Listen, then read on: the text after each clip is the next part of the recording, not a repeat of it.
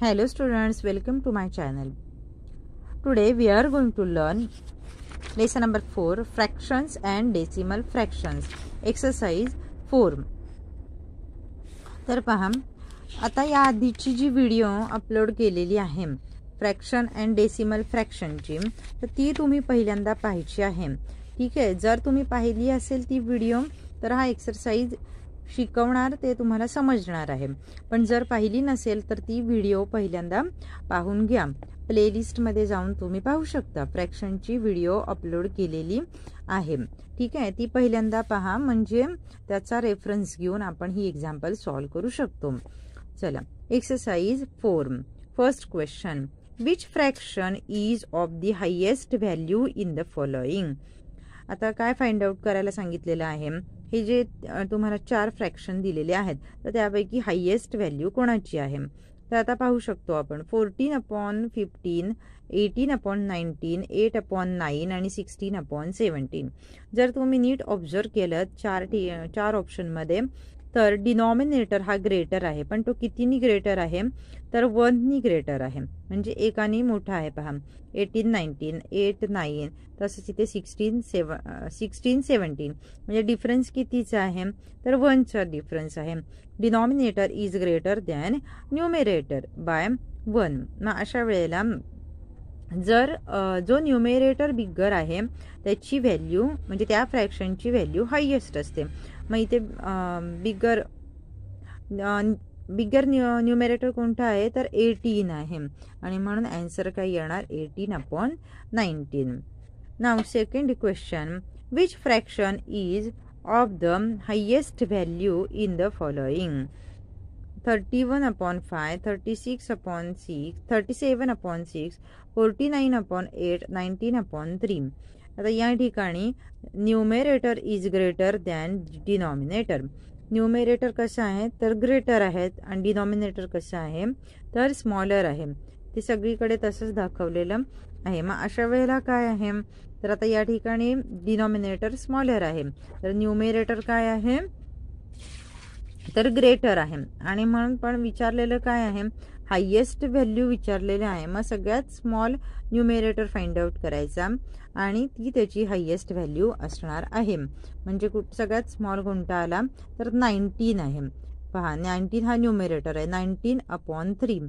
आता यासाठी या तुमच्याकडे जर बुक असेल तर तुम्ही हे पेज रीड करू शकता, नसेल तर व्हिडिओ पाहू शकता. आता या बुकमध्ये सर्व काही तुम्हाला दिलेलं आहे रूल्स, आणि हे जर तुम्ही समजून घेतले तर तुम्हाला एक्सरसाइज लगेच सॉल्व करता येणार आहे. बुक नसेल तर आधीची व्हिडिओ पाहू शकता तुम्ही.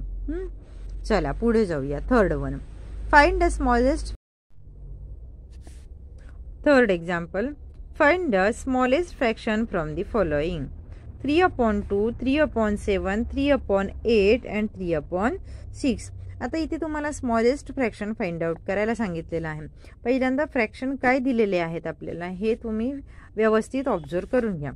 फ्रॅक्शन काय दिलेले आहेत, तर हे जे फ्रॅक्शन आहेत याच्यामध्ये जर तुम्ही ऑब्झर्व केलं तर न्यूमेरेटर सेम आहे, म्हणजे 3 हा सगळीकडे न्यूमेरेटर दिसतोय, आणि डिनॉमिनेटर एकीकडे 2, 7, 8, 6 असे डिनॉमिनेटर आहेत. मग अशा वेळेला आता फाइंड आउट करायला काय सांगितलेलं आहे, स्मॉलेस्ट फ्रॅक्शन. मग जो डिनॉमिनेटर बिगर असेल, लक्षात घ्या, जो डिनॉमिनेटर बिगर असेल पण कधी न्यूमेरेटर सेम असताना, तर तो स्मॉलेस्ट फ्रॅक्शन असतो. मग आता इथे बिगर आपल्याला कुठला पाहायला मिळतोय, 3/8, म्हणजे 8 हा बिगर आहे. ठीक आहे, मग 3/8 हा काय झाला, स्मॉलेस्ट फ्रॅक्शन. आलं का लक्षात. Which fraction is of the lowest value in the following. सगळ्यात कमी व्हॅल्यू. आता सगळ्यात कमी व्हॅल्यू कोणाची आहे, पहिल्यांदा फ्रॅक्शन बघून घेऊया. 9/17, 16/31, 14/27, 11/21. ठीक आहे, आता इथे परत इथे जर ऑब्झर्व केलं तर न्यूमेरेटर कसा आहे, स्मॉलर आहे. पहा, सगळीकडे न्यूमेरेटर स्मॉलर आहे, तर डिनॉमिनेटर हा कसा आहे, ग्रेटर आहे किंवा बिगर आहे, असं ज्याला आपण म्हणू. मग आता पहा, आता आपल्याला विचारलेलं काय आहे, लोएस्ट व्हॅल्यू विचारलेली आहे. मग आता लोएस्ट व्हॅल्यू कोणाची येणार आहे, तर नीट जर पाहिलं तुम्ही तर आता ग्रेटर न्यूमेरेटर फाइंड आउट करायचं आपण. ठीक आहे, ग्रेटर न्यूमेरेटर फाइंड आउट करायचं अशा कंडिशनमध्ये. मग ग्रेटर न्यूमेरेटर कोणतं आहे, तर 11 आहे, 14 आहे, 16 आहे आणि 9 आहे. याच्यामध्ये न्यूमेरेटर ग्रेटर कोणतं आहे, तर 16 आहे. म्हणजे 16/31ची व्हॅल्यू सगळ्यात लोएस्ट असणार आहे.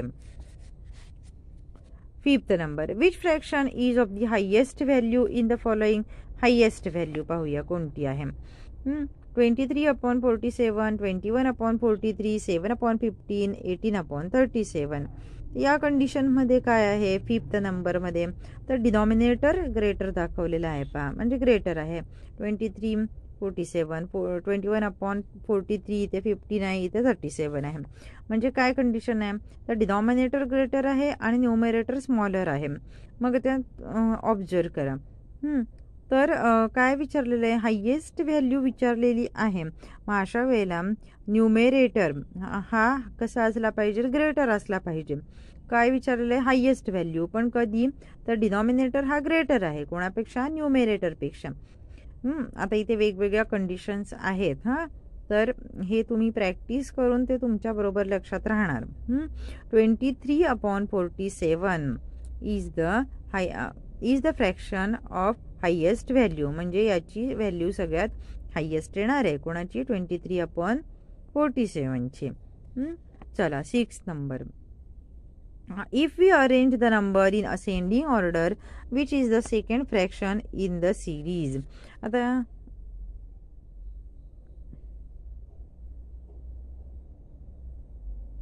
या ठिकाणी तुम्हाला काय म्हटलेलं आहे, तर जर आपण असेंडिंग ऑर्डर लावली तर काय म्हटलेलं आहे, सेकंड फ्रॅक्शन कोणता येईल. आता असेंडिंग म्हणजे आपण स्मॉलेस्ट करून कुठे जातोय, लार्जेस्ट कडे जातो.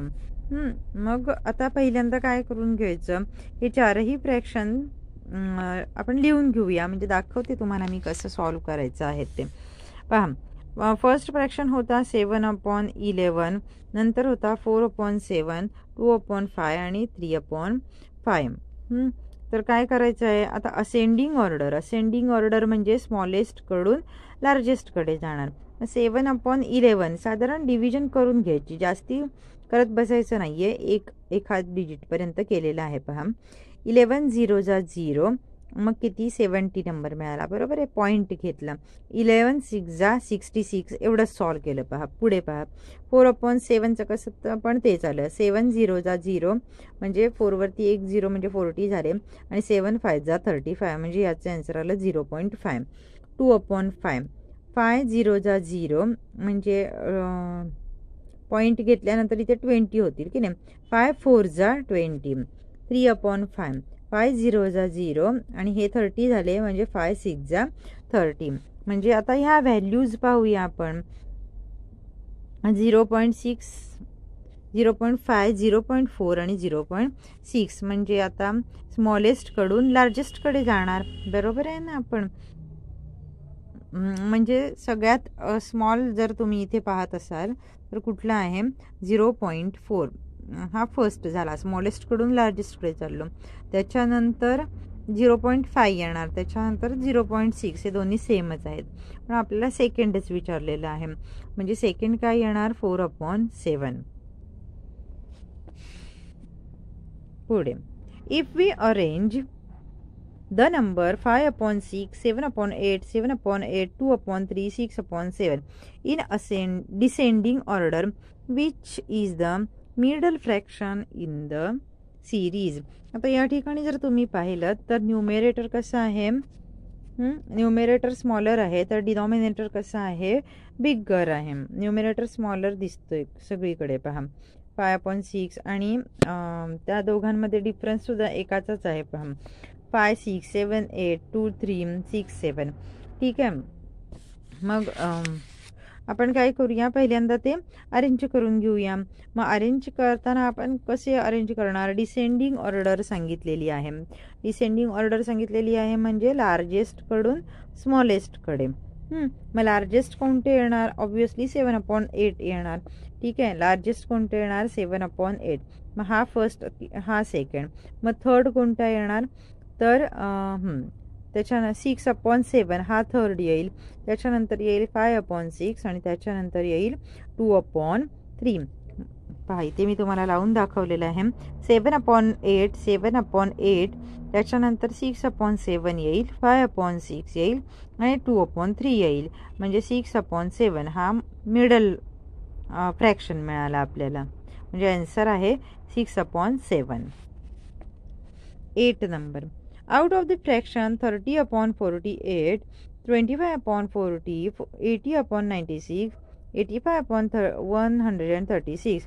3 fractions are equal fractions. Find the remaining fraction. आता पहा हे तुम्हाला मात्र सॉल्व करावं लागेल. आता त्यांनी काय सांगितलेलं आहे तर या चारपैकी 3 फ्रॅक्शन जे आहेत ते कसे आहेत, इक्वल आहेत, सेम आहेत. मग त्याच्यातला वेगळा कोणता आहे तर त्यासाठी आपल्याला हे एक्झाम्पल सॉल्व करावं लागेल. दाखवते मी तुम्हाला कसं सॉल्व केलेलं आहे. नंतर तुम्ही नोटबुकवरती हे सॉल्व करून पहा. 30/48. आता काय व्हॅल्यू तर समजायला पाहिजे की नाही. मग 30/48. मग आता मी काय असं विचार केला की 30 आणि 48 हे कुठल्या टेबलमध्ये येत आहेत तर 6च्या टेबलमध्ये. मग 30 डिवायडेड बाय 6 आणि 48 डिवायडेड बाय 6 केलं. मग 6 5 जा 30 मिळाले आणि 6 8 जा 48. ठीक आहे. नेक्स्ट होता 25/40. मग परत तसंच फाइंड आउट करायचं की 25 आणि 40 कोणत्या टेबलमध्ये येत आहेत दोघे पण तर 5च्या टेबलमध्ये.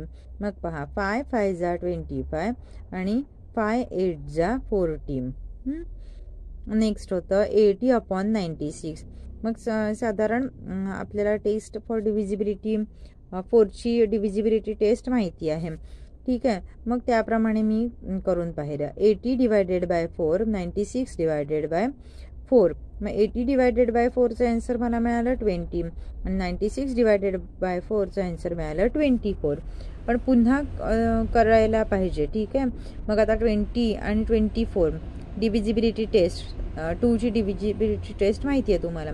मग जर आता इथे मी करून दाखवलेलं नाही पण 20ला जर 2ने डिवायडेशन केलं तर 10 आन्सर मिळतं आणि 24ला जर 2ने डिवाइड केलं तर आन्सर 12 मिळतं. मग परत अजून जर का 10/12ला किती डिवाइड केलं 2ने डिवाइड केलं तर 5 मिळतं आन्सर आणि 12ला 2ने डिवाइड केलं तर 6 मिळतं. म्हणजे 5/6 आन्सर मिळतं. चला पुढे 85/136. मग 85 आणि 36 कुठल्या टेबलमध्ये येतात तर 17च्या टेबलमध्ये येतात. म्हणून टेबल लर्न असायला पाहिजेत. मग 17 5 जा 85 आणि 17 8 जा 136. मग जर तुम्ही पाहाल तर या तिघांची आन्सर सेम मिळाली. 5/8 5/8 5/8 आणि याचं आन्सर काय मिळालं 5/6. म्हणजेच ऑड मॅन काय आलेलं आहे याच्यामधलं 80/96. त्या ठिकाणी विचारलेलं आहे की नाही तुम्हाला. तर 80/96 हा रिमेनिंग फॅक्टर असेल. पुढे find the fraction between 6/17 to 13/54. हे एक्झाम्पल आहे ना, हे मात्र थोडंसं मोठे एक्झाम्पल आहे. म्हणजे वेळ जास्ती लागेल असं एक्झाम्पल आहे. असं हार्ड एक्झाम्पल जर का एक्झाममध्ये आलं तर ते अकॉर्डिंग टू मी माझ्या मते सगळ्यात लास्ट सॉल्व करा. कारण ते एक्झाम्पल वेळ खाऊ आहे.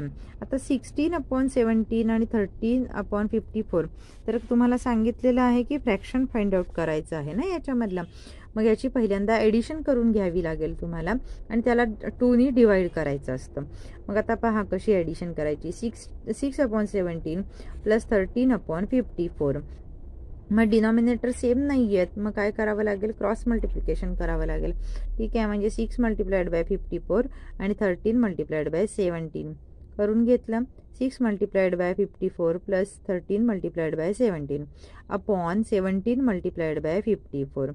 मग 54 मल्टिप्लाइड बाय 6चं आन्सर मिळालं 324 प्लस 13 आणि 17 मल्टिप्लिकेशनचं आन्सर मिळालं 221 डिवायडेड बाय 17 आणि 54 याचं आन्सर 918 असं मिळालं. मग याची जेव्हा ॲडिशन केली दोघांची तेव्हा 545 हे आन्सर मिळालं डिवायडेड बाय 918 18. आता याला 2ने डिवाइड करायला सांगितलेलं आहे. मग डिवाइड केलं 2ने. पण डिवाइड करणे म्हणजेच न्यूमरेटरच्या जागी डिनॉमिनेटर आणि डिनॉमिनेटरच्या जागी न्यूमरेटर म्हणजे मल्टिप्लिकेशन असं होतं की नाही. म्हणजे 2/1 आहेत तर ते काय होणार मल्टिप्लिकेशन करताना तर 1/2 होतील.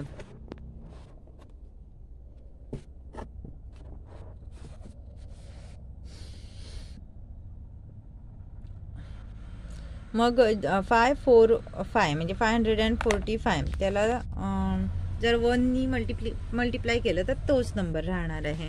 ठीक आहे. आणि 918 मल्टिप्लाइड बाय 2 जर केलं तर आन्सर मिळालं 1836. मग आता याला कितीनी डिवाइड करायचं 109नी, तेव्हा आन्सर मिळालं 5/17. पण हे आपण फाइंड आउट कसं करणार की 109नी हे एवढं एक्झाममध्ये मग जरासं डोकं चालवायचं. पहा आता ऑप्शन पाहून घ्यायचे. 19/51 मग ऑप्शन नंबर फर्स्ट होईल का. आता हा 545 आहे तर तो 19नी डिव्हिजिबल होईल का रे. हां ठीक आहे. आता समजा जर इथे थोडं कन्फ्युजन वाटत असेल मग 51 पाहायचं. मग 51 1836 डिवायडेड बाय 51 होऊ शकतं का तर नाही होऊ शकत. ठीक आहे. म्हणजे फर्स्ट ऑप्शन येणार नाही. मग सेकंड ऑप्शन पाहायचा. सेकंड काय आहे तर 14/34 आहे.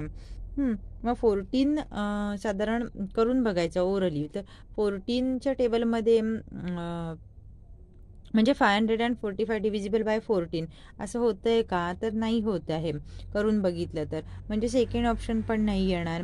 मग आता थर्ड ऑप्शन आहे 5/17.